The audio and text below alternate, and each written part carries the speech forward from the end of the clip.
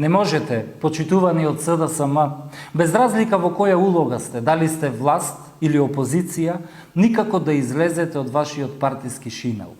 Никако не успеавте, иако тоа е навистина многу чудно, да разберете дека шинелите во културата се облекуваат само во сцени од театарски представи или друг вид на уметничка креација, каде е соодветна таква костимографија.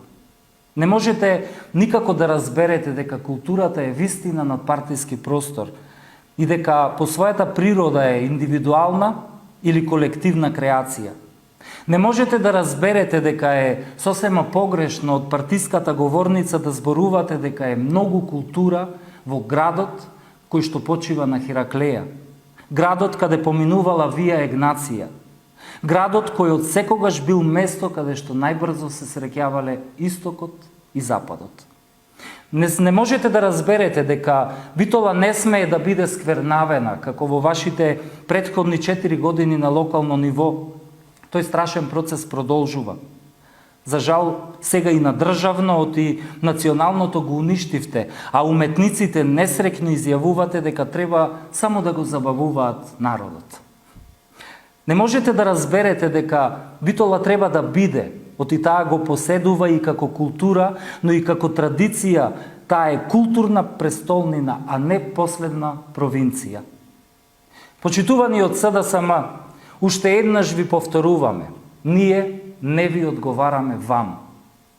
Бидејќи е повеќе од очигледно дека вие културата ја разбирате по свое и убедени сте дека средствата треба да се делат по сопствено наоѓање, по пријателски и други принципи, а не со јавни повици, транспарентно, отчетно и за квалитетни издржани проекти, како што тоа го прави сега општина Битола и градоначалникот Тони Коњановски.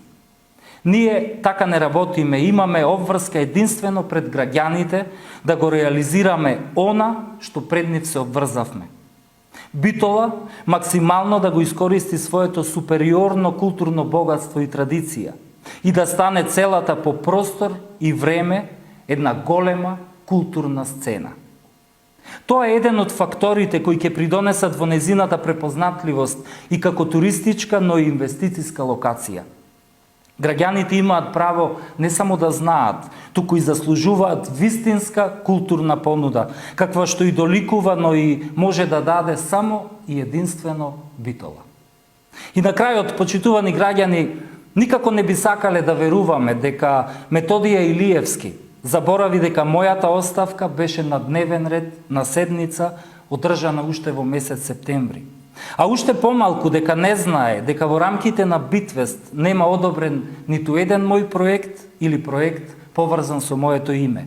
Сепак Методија Илиевски е млад и амбициозен политичар кој лесно би можел, ако продолжи вака и не се извини, да биде изложен на тужба согласно законот за граѓанска одговорност, за навреда и за клевета.